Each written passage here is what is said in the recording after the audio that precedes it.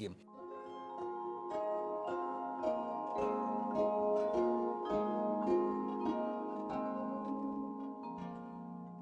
Монголчуудын хэрэгжилжсэн үсэг бичгийн дундаас бол одоо монгол хүний өөрийнх нь ил бодиттой зохиосон үсэг бол одоо өндөр гээний зохиосон соём болоод хвтээдрүүлжин үсэг бол мөө энэ үүднээсээ бол их онцлог монгол хүний сэтгэлгээ за мөн одоо монгол улсын одоо үндэсний соёл жаншил бүх юмигээ тэр үсэг бичгэнтэй хадгалж өгсөн энэ онцлогийг илэрхийлсэн үсэг бол яа харахгүй соём бүсгээ.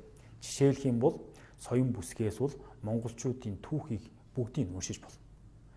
Соём бүсгийн дээр нь бол сар, нар, гал гурав байдаг тийм ээ. Тэгээ энэ бол монголчуудын аль дээр хүнүү гүрний үеэс одоо хэрэгжилжсэн тусгаар тогтолын бэлэг тэмдэг.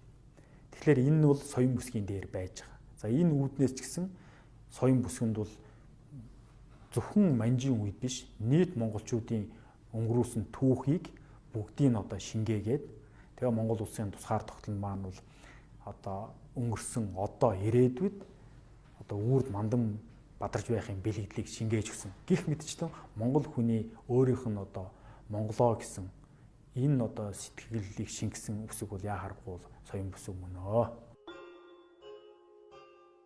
Монгол түүрэгтний түүхнээ чухал байр суурь эзлэж, баруун Монгол түмний хэл, аялгау, аж төрөл, түүх, шашин, суртал, соёл боловсролд холбогдох арбин баялаг дурсгалыг тээж бидний үедээ золгуулсан нөр их ач холбогдолтой бичиг бол тод үсэг билээ. Тод Монгол үсгийн домог түүх үлэмжид сагалшгүй ажигуу. За дараагийн ярих хүч бол арцаагүй нөгөө ойртод баябандад намхаа жамцын зохиосон тод монгол үчиг гэж. Тод үчиг гэж нөө тод монгол үчиг гэж байна. Тод үчиг гэж. Тод үчиг гэдгээр юм. Тэсэл өөрөө тод бичиг, тод үсэг гэж өөр уучин өөрөө тодорхойлсон байна. Юунд бичсэн байдаг. 1648 онд